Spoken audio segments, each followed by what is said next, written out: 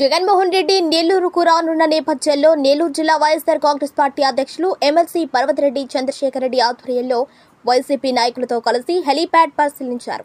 ఈ సందర్భంగా ఎమ్మెల్సీ మాట్లాడుతూ నెల్లూరు జిల్లాలో ఎప్పుడూ లేని సంస్కృతి, ఎమ్మెల్యేగా, మంత్రిగా, జిల్లా పరిషత్ చైర్మన్ గా పనిచేసినటువంటి వ్యక్తిని కాకాని గోవర్ధన్ రెడ్డిని అక్రమంగా ఎటువంటి సంబంధం లేనటువంటి కేసులలో అరెస్టు చేయటం ఈ జిల్లా ప్రజలే కాదు రాష్ట్ర ప్రజలందరూ కూడా దాని గురించి దిగ్భ్రాంతికి చెందిన అంశమని అన్నారు.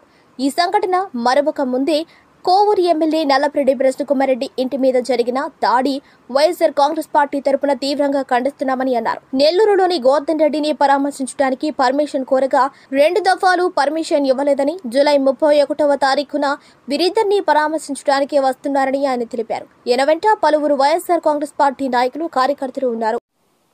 రేపు 31వ తారీఖు 10 గంటలకి నెల్లూరు రావటం జరుగుతుంది. మరి నెల్లూరులో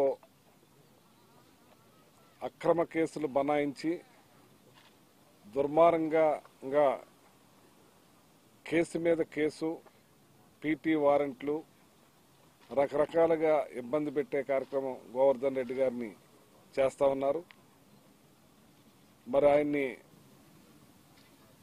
జైల్లో ఉంచి బెయిల్ వస్తామంటే మళ్ళీ ఇంకో వారెంట్ వేసి ఇబ్బంది పెడతా ఉన్న టైంలో, అలాగే నల్లపరెడ్డి ప్రసన్న కుమార్ రెడ్డి గారి ఇంటి మీద దౌర్జన్యకాండ గతంలో చెప్పినట్టుగానే ఈ రాష్ట్రంలో ఎప్పుడూ జరగని ఎన్నో పార్టీలు వచ్చినాయి, ఎన్నో ప్రతిపక్షాల్లో ఉన్నాయి. కానీ ఎప్పుడూ కూడా ఇలాంటి జరగని విధంగా ఆ ఇంటి మీద పడి దాడి చేసి దౌర్జన్యకాండ సృష్టించి, నాకు తెలిసి బీహార్లో కూడా ఉండదేమో, అంత దారుణాతి దారుణంగా ఆ ఇంటి మీద రాక్షసత్వంగా, ఘోరంగా 200 మంది పైబడి తెగబడి, మరి ఆ పెద్దావిడి నల్లపరెడ్డి శ్రీనివాసులు గారి భార్య ఒక్కావిడే ఉన్నారు అప్పుడు ఆ రోజు ఆ సమయానికి ఇంట్లో. ఆ వయసులో ఆవిడ్ని భయభ్రాంతులకు గురి చేసే విధంగా మరి ఎంత దారుణమైన హేయమైన పనో ఇక్కడ గోవర్ధన్ రెడ్డి గారి విషయంలో, అక్కడ ఆ విషయంలో చాలా దారుణంగా ప్రవర్తించారు. మరి దాని విషయంలో మరి గోవర్ధన్ రెడ్డి గారిని జైల్లో ములాఖతే పరామర్శించే విధంగా జగన్మోహన్ రెడ్డి గారు రావటం జరుగుతుంది.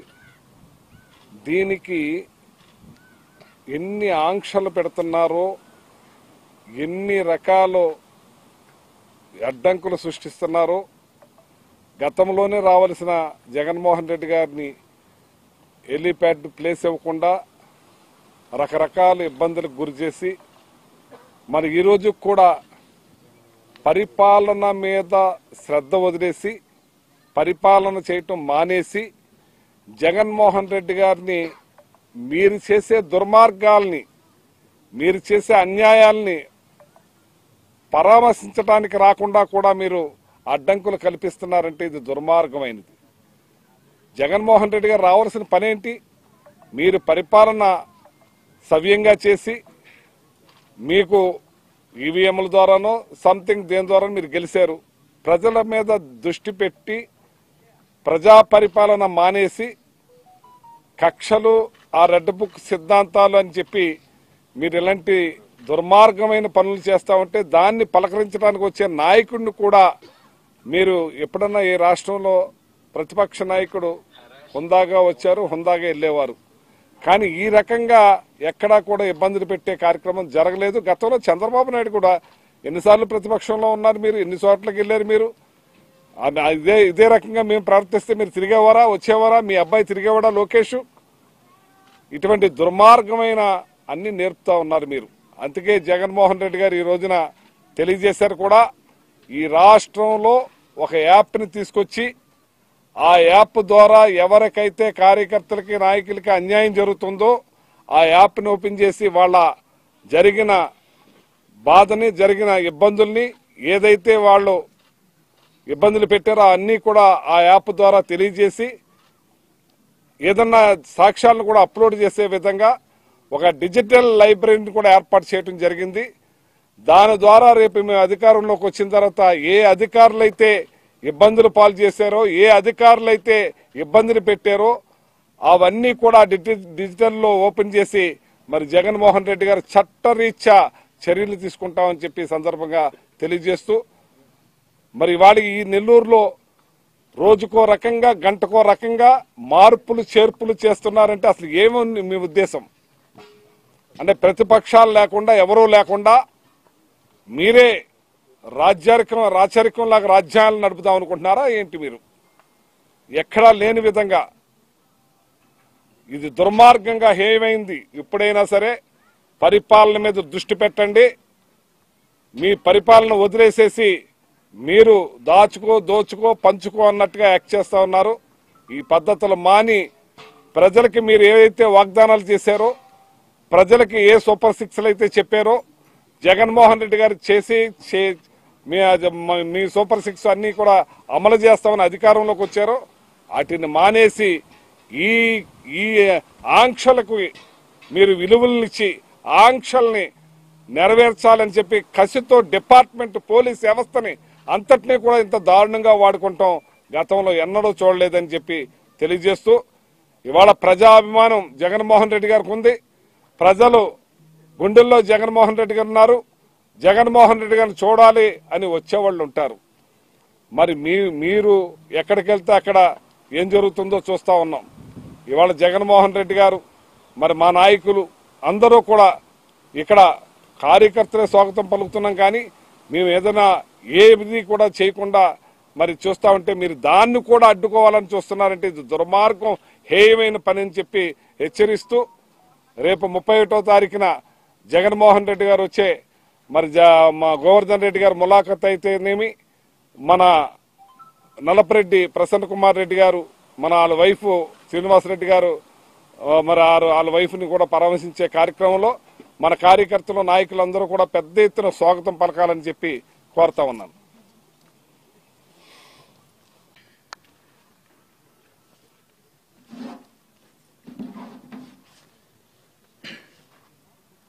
నెల్లూరు జిల్లాలో ఎప్పుడూ లేని సంస్కృతి అంటే ఒక ఎమ్మెల్యేగా పనిచేసినటువంటి వ్యక్తిని, ఒక మంత్రిగా పనిచేసి అలానే జిల్లా పరిషత్ చైర్మన్గా పనిచేసినటువంటి ఒక వ్యక్తిని, కాకాని గోవర్ధన్ రెడ్డి గారిని అక్రమంగా సంబంధం లేనటువంటి ఒక కేసులో అరెస్ట్ చేయడం ఈ జిల్లా ప్రజలే కాదు రాష్ట్ర ప్రజలందరూ కూడా దాని గురించి దిగ్భ్రాంతి చెందినటువంటి అంశం.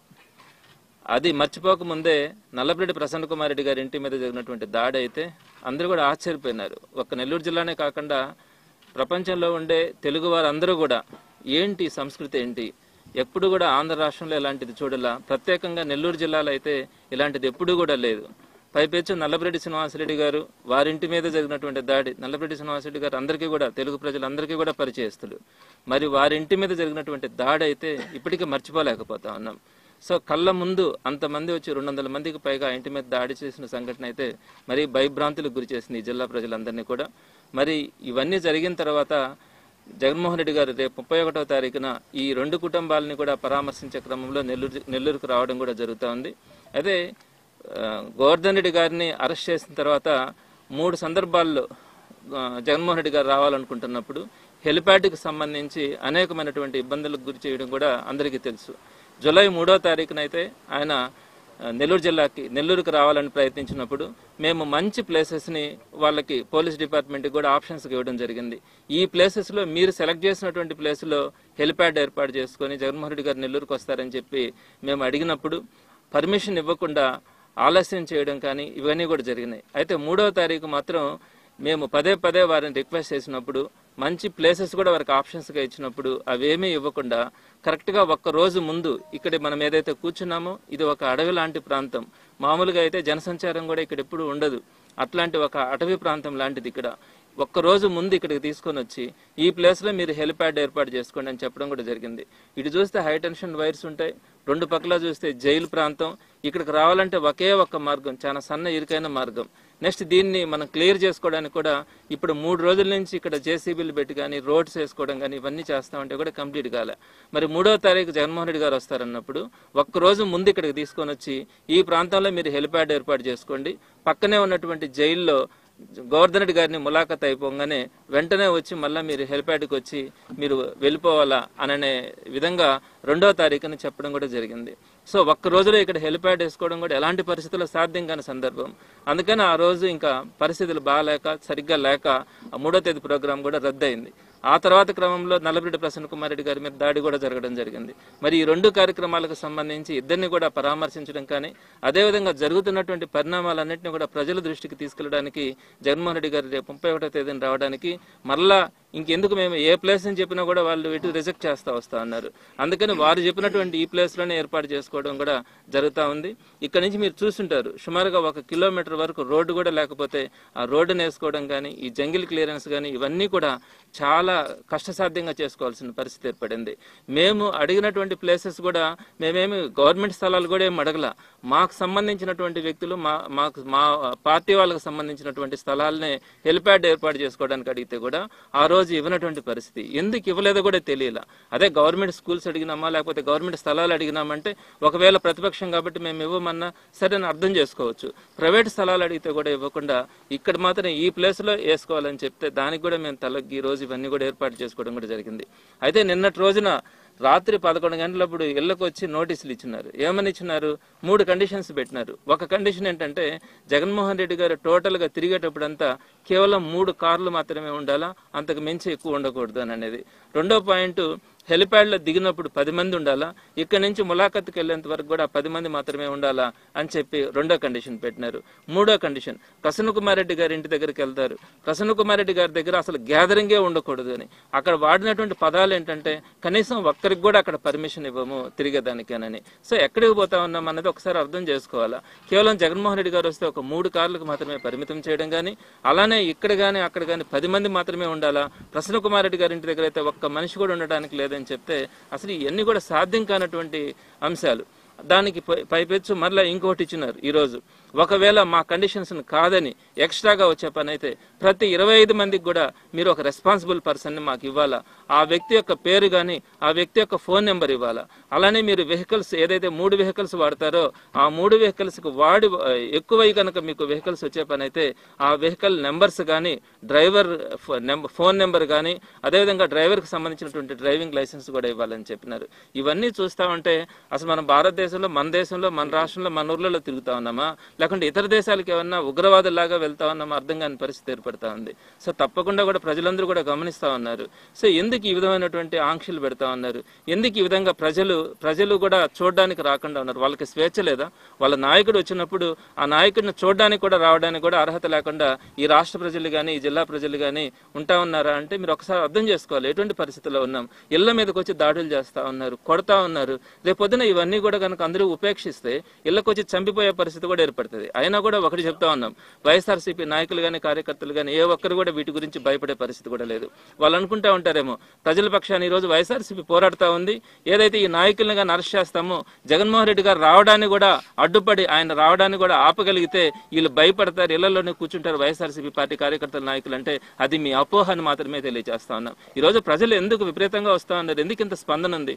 మీరు మమ్మల్ని ఎప్పుడైతే కంట్రోల్ చేయాలనుకుంటున్నారో మమ్మల్ని అణిచివేయాలనుకుంటా ఉన్నారో అక్కడి నుంచే ఎప్పుడు కూడా ఒక రెవల్యూషన్ అనేది పుడుతుంది. ఈరోజు ప్రజల్లో కానీ కార్యకర్తలు కానీ నాయకులు కానీ ప్రతి ఒక్కరు కూడా మీరు పెట్టే ఏ ఆంక్షలకు కూడా ఆలోచించే పరిస్థితి కూడా లేదు. అట్టని మేము ఎక్కడ కూడా మొబిలైజ్ చేయట్లా, ఎవరిని కూడా రమ్మని చెప్పడం కానీ బస్సులు పెట్టడం కానీ వెహికల్స్ కానీ ఎక్కడ కూడా అరేంజ్ చేయట్లా. స్వచ్ఛందంగా వాళ్ళు కనుక వాళ్ళ నాయకుడిని చూడడానికి రాగలిగితే మాత్రం తప్పకుండా దాన్ని ఆహ్వానించడం కూడా జరుగుతుంది. ఆ క్రమంలో కన్నా మీరు ఏ విధంగా కేసులు పెడతామన్నా ఇబ్బందులు పెడతామన్నా కూడా నాయకుల మీద కార్యకర్తల మీద ఏ ఒక్కరు కూడా దీని గురించి ఆలోచించే పరిస్థితులు. మీరు ఒకసారి ఆలోచించుకోండి, ఇటువంటి పరిస్థితుల వల్లనే ఈ విప్లవం లాగా ప్రజల్లో కూడా వస్తూ ఉంది. ఇది మంచి పద్ధతి కాదని తెలియజేస్తా ఉన్నాం.